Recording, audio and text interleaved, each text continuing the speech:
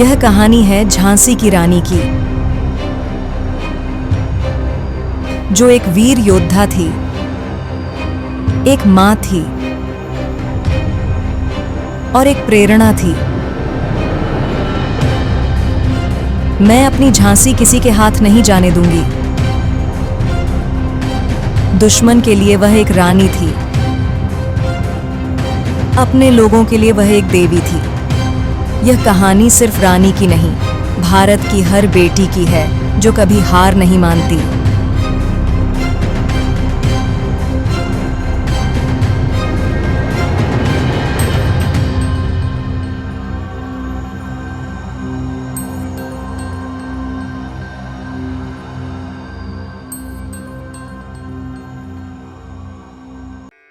वाराणसी, जिसे काशी भी कहा जाता है, भारत के उत्तर प्रदेश राज्य में स्थित एक ऐतिहासिक और धार्मिक शहर है। यह गंगा नदी के किनारे बसा हुआ है और हिंदू धर्म का एक महत्वपूर्ण तीर्थ स्थल है। वाराणसी का इतिहास हजारों साल पुराना है और यह जगह ज्ञान, शिक्षा और संस्कृतियों के मिलन का प्रतीक रही है। यहाँ के घाटों पर हर रोज स्नान करने के लिए लोग दूर दूर से आते हैं और यहाँ के मंदिरों में भगवान शिव की पूजा की जाती है। काशी में धार्मिक अनुष्ठान, संगीत, कला और संस्कृति का एक विशिष्ट माहौल था, जो उस समय के समाज के जीवन का हिस्सा था। रानी लक्ष्मीबाई का जन्म 19 नवंबर 1828 को वाराणसी, काशी में हुआ था। उनका जन्म एक संपन्न और संस्कारित परिवार में हुआ, जो उस समय की सामाजिक और धार्मिक गतिविधियों से घिरा हुआ था। रानी लक्ष्मीबाई का असली नाम मणिकर्णिका था, जिसे प्यार से मन्नू भी कहा जाता था। वाराणसी का सांस्कृतिक माहौल और धार्मिक शिक्षा उनके व्यक्तित्व पर गहरे प्रभाव डालते थे। उनके जन्म के समय काशी में शांति और आध्यात्मिक वातावरण था, जो आगे चलकर रानी लक्ष्मीबाई के साहस, पराक्रम और नेतृत्व क्षमता को आकार देने में सहायक बना। मन्नू बचपन में अपने दोस्तों के साथ विभिन्न खेलों में हिस्सा लेती थीं। वे घोड़े की सवारी करना बहुत पसंद करती थीं। घोड़े पर सवार होकर वह तेजी से दौड़तीं और उन्हें घुड़सवारी में महारत हासिल थी। इसके अलावा तलवारबाजी और धनुषबाजी में भी उनका अभ्यास होता था। मन्नू ने छोटी सी उम्र में ही ये साहसी और वीरतापूर्ण खेल खेलकर अपने अंदर युद्ध कौशल को समाहित किया था। उनकी मित्रता भी बड़ी अद्भुत थी, क्योंकि वे अपने दोस्तों के साथ बहादुरी की मिसालें पेश करती थीं। कई बार खेल खिलवाड़ के दौरान मन्नू अपने दोस्तों के साथ बहादुरी दिखाते हुए उन्हें झगड़ों में मदद करती थीं और उनका साहस बढ़ाती थीं। उनकी बचपन की शरारतें और वीरता यह दर्शाती थीं कि उनमें एक महान योद्धा बनने के सभी गुण थे, जो आगे चलकर भारत के इतिहास में एक अमिट छाप छोड़ने वाले थे। एक दिन की बात है, काशी के एक छोटे से गांव में मणिकर्णिका, मन्नू और उनके कुछ दोस्त बगीचे में खेल रहे थे। यह बगीचा घने पेड़ों और रंग बिरंगे फूलों से भरा हुआ था। मन्नू और उनके दोस्त घोड़े की सवारी कर रहे थे और तलवारबाजी की कलाएं अभ्यास कर रहे थे। बच्चों के बीच खेलते हुए मन्नू ने एक चुनौती दी, जो सबसे तेज घोड़े पर सवार होकर नदी के किनारे तक पहुंचेगा, वही विजेता होगा। सभी बच्चों ने उत्साहित होकर अपने अपने घोड़े तैयार किए, लेकिन मन्नू का घोड़ा सबसे तेज था। उन्होंने दौड़ शुरू की और जब वह आधे रास्ते पर पहुंचे तो देखा कि नदी के पास एक बड़ा पेड़ गिरा हुआ था, जिससे रास्ता पूरी तरह से बंद हो गया था। बाकी बच्चे डर गए, लेकिन मन्नू ने डर को नजरअंदाज करते हुए घोड़े को पूरी ताकत से दौड़ाया। उन्होंने घोड़े से कूदते हुए पेड़ के ऊपर से छलांग लगाई और दूसरी तरफ पहुंच गई। जब मन्नू ने यह साहसिक कार्य किया तो वहां खड़े गांव के लोग दंग रह गए। उन्होंने मन्नू की बहादुरी की सराहना की और कहा, यह बच्ची सिर्फ खेल में नहीं, बल्कि जीवन में भी बड़े कार्य कर सकती है। गांव के लोग उनके साहस और निडरता की प्रशंसा करते हुए बोले, यह बच्ची न केवल काशी का मान बढ़ाएगी, बल्कि पूरे देश का नाम रोशन करेगी। यह छोटी सी घटना मन्नू की साहसिकता और नेतृत्व क्षमता को उजागर करती है, जो आगे चलकर उन्हें झांसी की रानी के रूप में देखने को मिली। रानी लक्ष्मीबाई को अपनी मां से बेहद लगाव था। उनकी मां का नाम भगीरथी बाई था और वह एक समझदार और प्रेमपूर्ण महिला थीं। मणिकर्णिका, मन्नू के लिए उनकी मां जीवन का सबसे बड़ा सहारा और मार्गदर्शक थीं। मन्नू की मां ने उसे न केवल शिक्षा दी, बल्कि जीवन के सही और गलत का भी बोध कराया। मन्नू को उनके माँ से बहुत कुछ सीखने को मिला, जैसे साहस, आत्मनिर्भरता और परिश्रम की अहमियत। मन्नू अपनी माँ के साथ वक्त बिताना पसंद करती थीं और उनके द्वारा बताई गई कहानियाँ और उपदेश उनके जीवन के महत्वपूर्ण हिस्सा थे। उनकी माँ ने हमेशा उन्हें संघर्ष के समय में धैर्य रखने और निडर होकर आगे बढ़ने की प्रेरणा दी। मन्नू के दिल में अपनी माँ के लिए अपार सम्मान और प्रेम था और वह उनसे बहुत कुछ सीखी थीं, जो बाद में उनके संघर्ष और नेतृत्व में नजर आया। लेकिन दुख की बात यह थी कि जब मन्नू की उम्र बहुत कम थी, तब उनकी माँ का निधन हो गया। उनकी माँ का निधन मणिकर्णिका के जीवन का एक बड़ा दुखद पल था। माँ के बिना मन्नू को गहरे शोक और अकेलेपन का सामना करना पड़ा, लेकिन उन्होंने अपनी माँ के उपदेशों और संस्कारों को अपने दिल में संजोते हुए जीवन की कठिनाइयों का सामना किया। माँ की याद और उनके दिए गए उपदेशों ने मन्नू को अपनी जीवन यात्रा में साहस और प्रेरणा दी।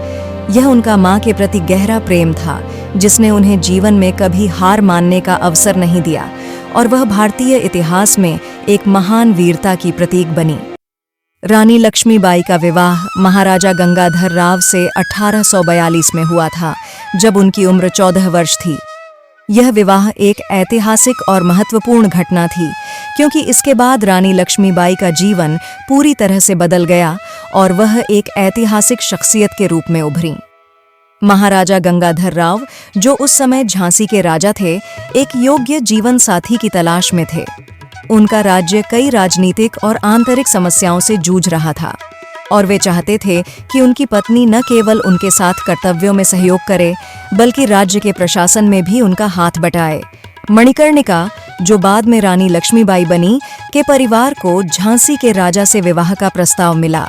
मणिकर्णिका का जन्म काशी, वाराणसी में हुआ था और वह एक साहसी और आत्मनिर्भर लड़की थीं। उनकी सुंदरता, बुद्धिमत्ता और साहस ने महाराजा गंगाधर राव को प्रभावित किया और उन्होंने मणिकर्णिका से विवाह करने का निर्णय लिया।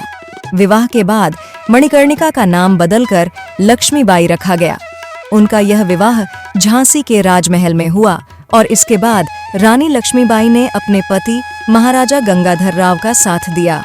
रानी लक्ष्मीबाई ने झांसी राज्य के प्रशासन, सामाजिक कर्तव्यों और राजनीति में भाग लेना शुरू किया। रानी लक्ष्मीबाई के जीवन में 1851 में एक खुशहाल पल आया, जब उन्होंने एक प्यारे से बेटे को जन्म दिया। यह उनके लिए खुशी का अवसर था, क्योंकि वह चाहती थीं कि उनका बेटा उनके पति महाराजा गंगाधर राव का उत्तराधिकारी बने और राज्य की बागडोर संभाले। लेकिन जीवन में कभी-कभी ऐसा होता है जब खुशियां बहुत जल्द ही दुख में बदल जाती हैं। रानी लक्ष्मीबाई का दिल उस समय टूट गया जब उनका प्यारा बेटा अचानक गंभीर रूप से बीमार हो गया। महाराजा गंगाधर राव का स्वास्थ्य पहले से ही नाजुक था और अब रानी को यह सोचकर और भी ज्यादा तकलीफ हो रही थी कि उनका बेटा इतना कमजोर हो सकता है। रानी ने पूरी कोशिश की, अपनी पूरी शक्ति लगा दी, लेकिन वो मासूम बच्चा इस संसार से अलविदा ले गया। जब रानी ने अपने बेटे को खो दिया तो वह न केवल एक माँ की तरह बल्कि एक शासक के रूप में भी टूट चुकी थी। फिर भी वह उस समय भी झांसी की रानी बनी रही, अपने राज्य और प्रजा के लिए खुद को समर्पित किया। उनका यह गहरा व्यक्तिगत शोक उनके अद्वितीय साहस और संघर्ष की कहानी का हिस्सा बन गया।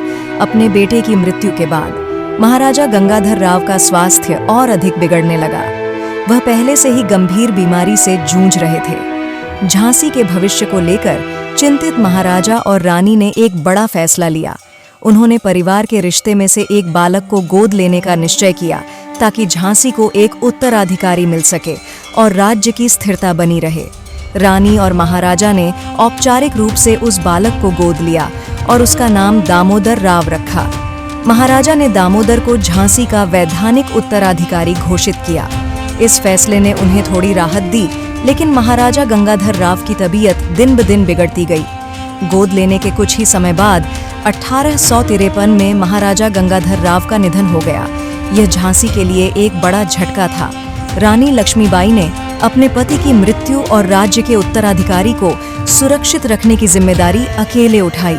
झांसी के इस नाजुक दौर में रानी ने न केवल अपने व्यक्तिगत शोक को सहा, बल्कि झांसी की सुरक्षा और अपने पुत्र दामोदर राव के भविष्य के लिए अडिग रहकर संघर्ष की तैयारी की। 1853 में महाराजा गंगाधर राव के निधन के बाद झांसी पर एक बड़ा संकट मंडराने लगा।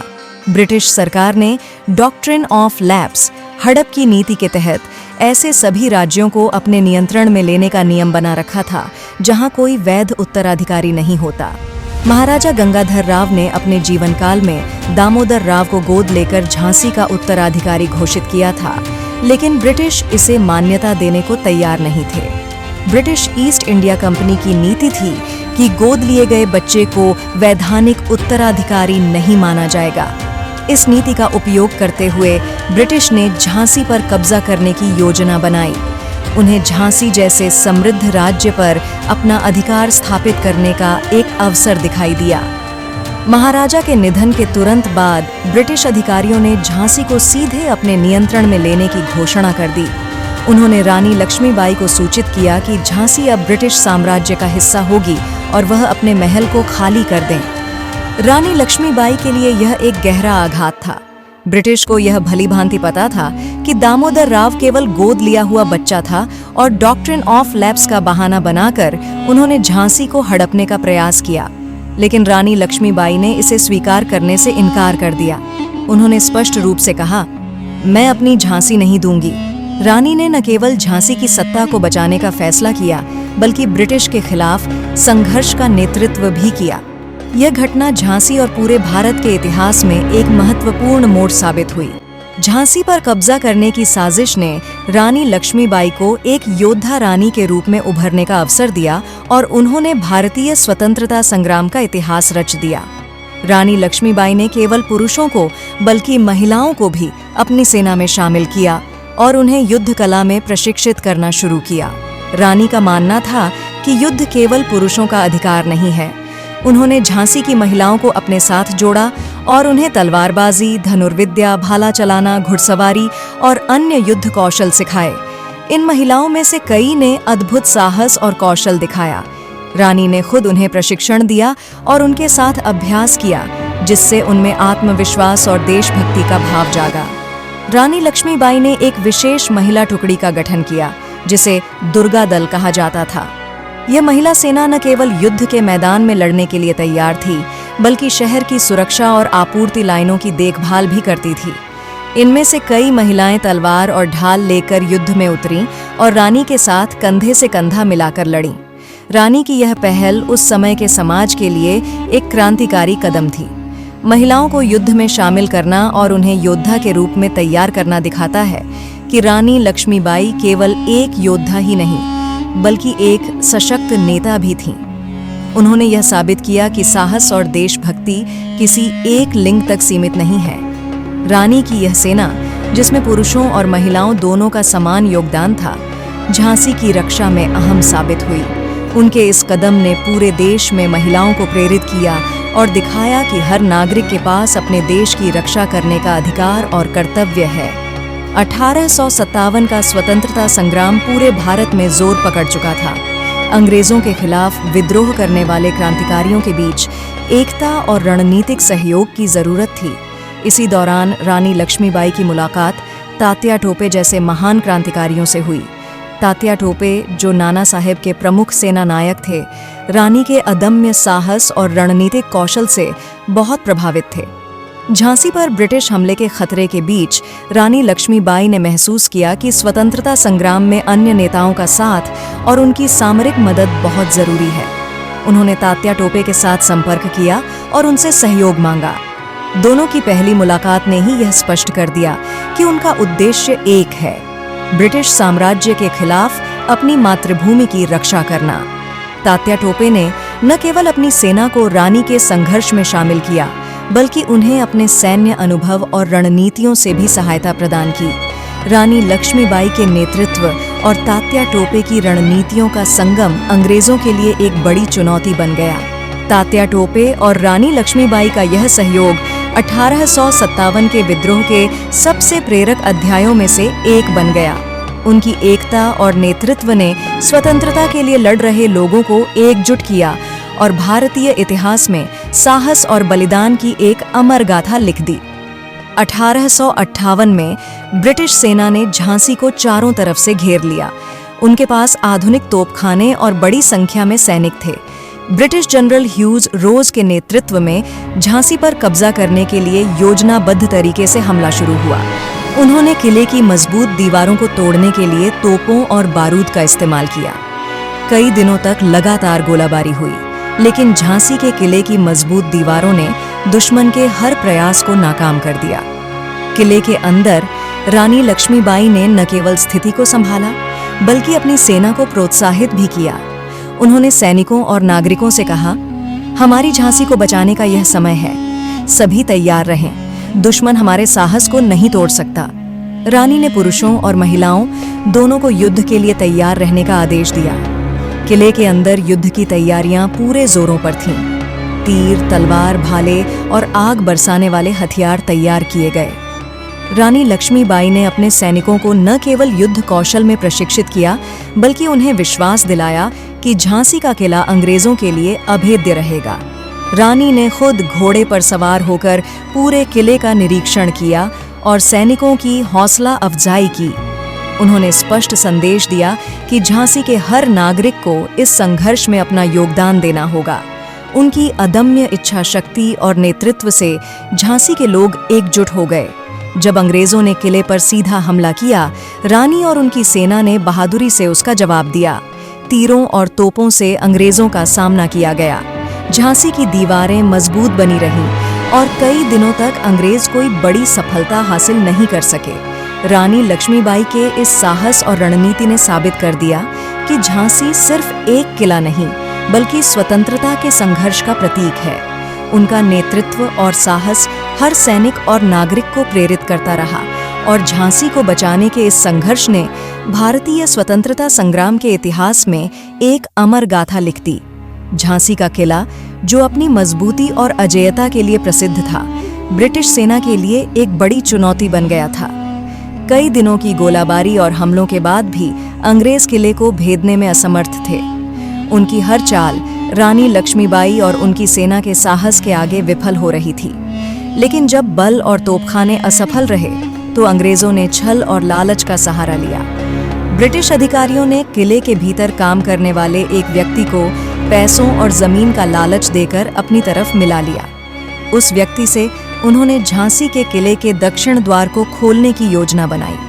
रात के अंधेरे में जब अधिकांश सैनिक थकान के कारण आराम कर रहे थे, उस गद्दार ने दक्षिण द्वार खोल दिया।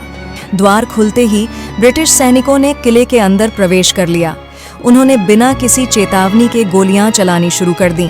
अचानक हुए इस हमले से किले के भीतर अफरा तफरी मच गई। अंग्रेजों ने आगजनी और लूटपाट की, जिससे झांसी के निवासियों में दहशत फैल गई। रानी लक्ष्मीबाई ने इस विश्वासघात की खबर मिलते ही तुरंत अपने सैनिकों को संगठित किया। उन्होंने घोड़े पर सवार होकर किले के अंदर अंग्रेजों से सीधे मुकाबला किया। तलवार हाथ में लिए रानी ने दुश्मनों पर हमला किया और अपने सैनिकों का नेतृत्व किया। उनके साहस और कौशल ने कई अंग्रेज सैनिकों को धराशायी कर दिया।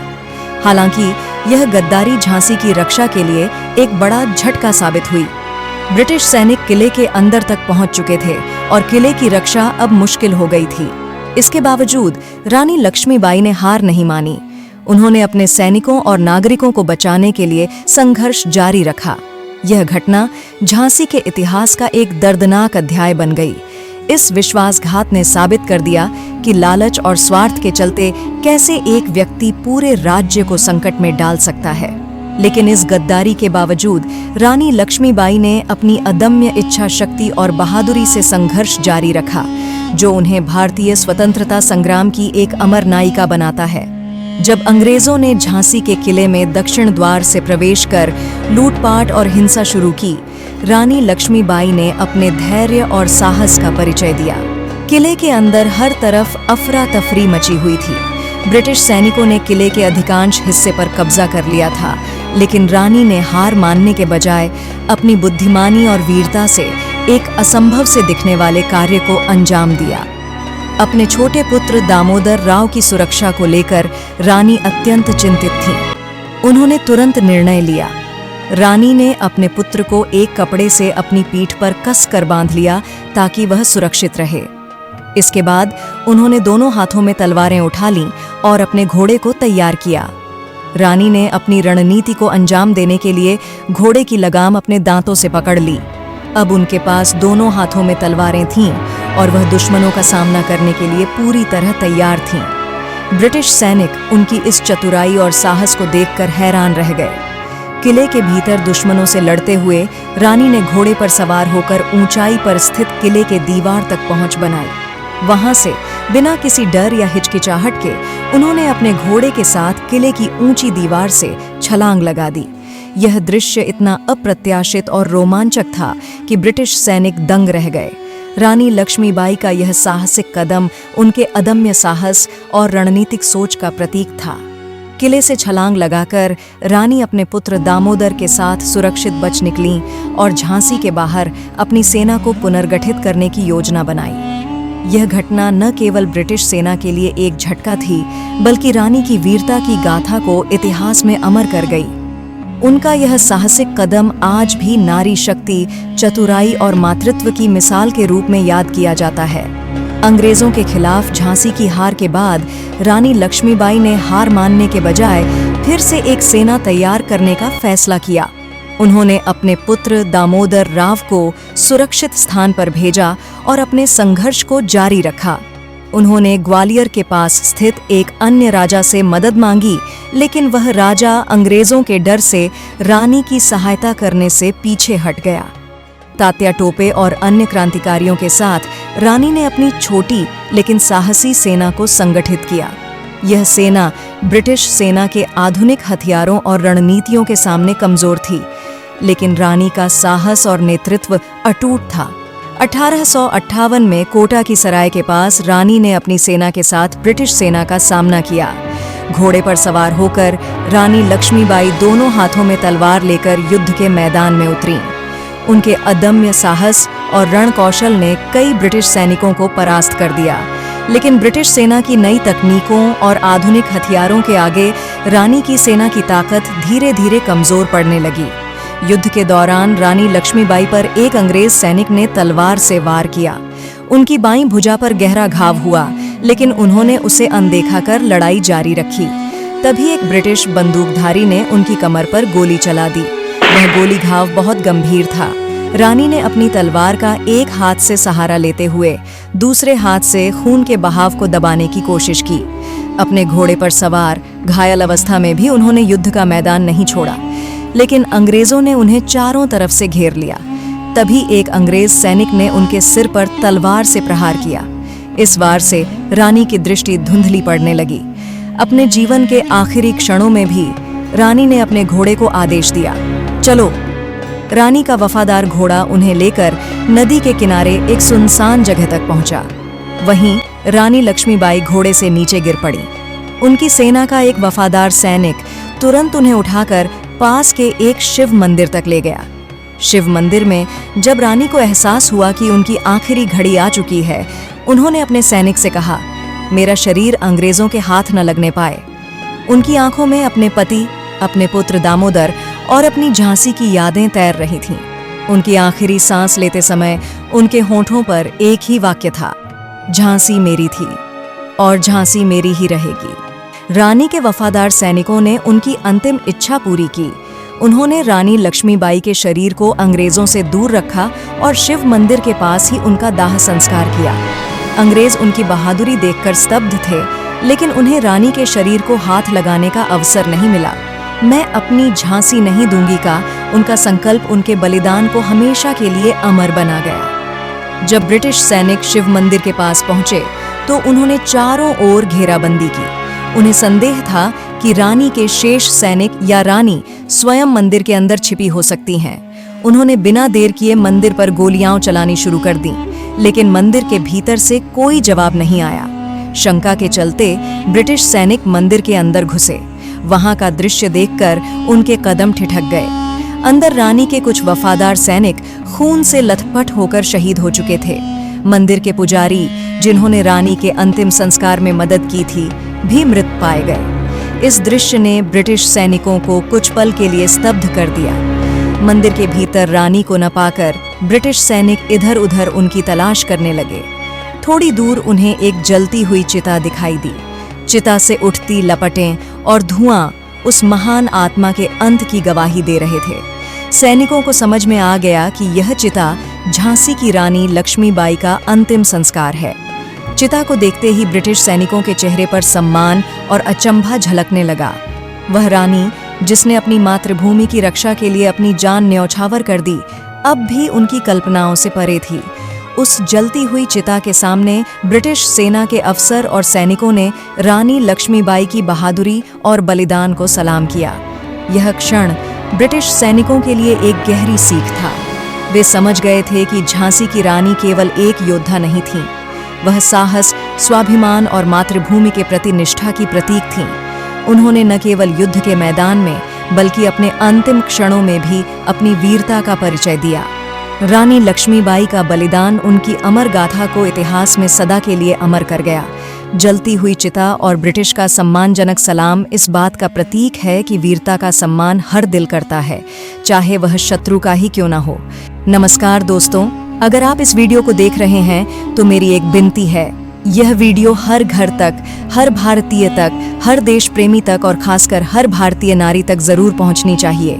नारी शक्ति सिर्फ एक शब्द नहीं, यह वो ताकत है जो हमारे समाज, संस्कृति और देश की नींव है। आज का समय है नारी के सम्मान का, उसके समर्थन का और उसके उत्साह का। आइए मिलकर नारी शक्ति का जय घोष करें। नारी शक्ति जिंदाबाद। इस संदेश को जितना हो सके शेयर करें। हर घर तक यह आवाज पहुंचनी चाहिए। अगर आपको ये वीडियो पसंद आई हो तो कृपया इसे लाइक करें, चैनल को सब्सक्राइब करें और कमेंट में अपनी राय जरूर दें। हम फिर मिलेंगे एक नए वीडियो के साथ। आप अपना ख्याल रखें। जय हिंद।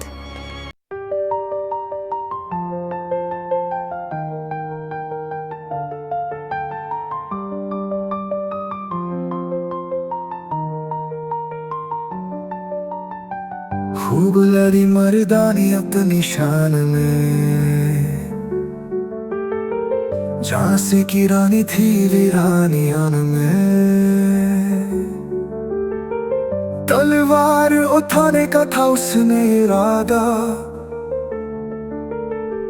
देश के लिए दिया सब कुछ अपना वादा।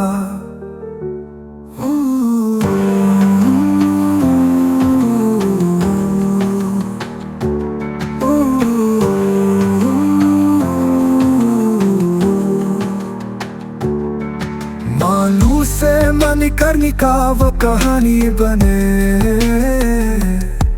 लक्ष्मीबाई की शक्ति सभी को पहचाने। हर पल के लिए लड़ी जंगल की आग में, झांसी की रानी थी बहुत ही निर्मल भाग में।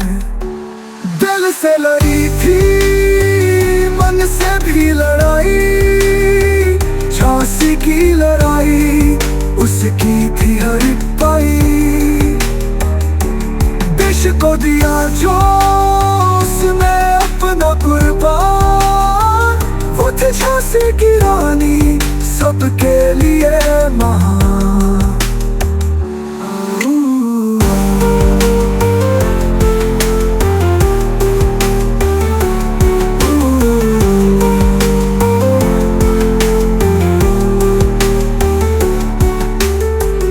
अंग्रेजों से टकराने का था जुनून, झांसी पर उन्होंने रखा अपनी धुन। राहों में उसने रोशनी फैलाई, झांसी की रानी ने कहानी अपनी बनाई। बलिदान दिया उसने सारी जिंदगी, प्राण गए पर कभी ना रुके उसकी कदमी।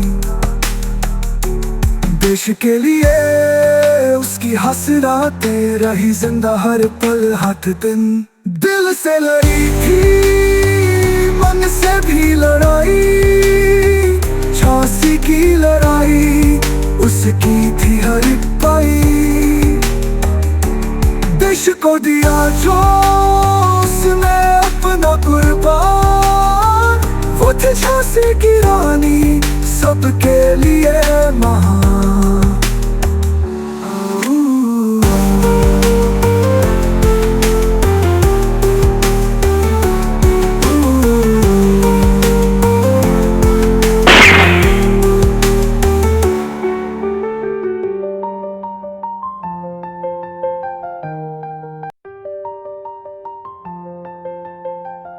खूब लड़ी मर्दानी, वह तो थी झांसी की रानी।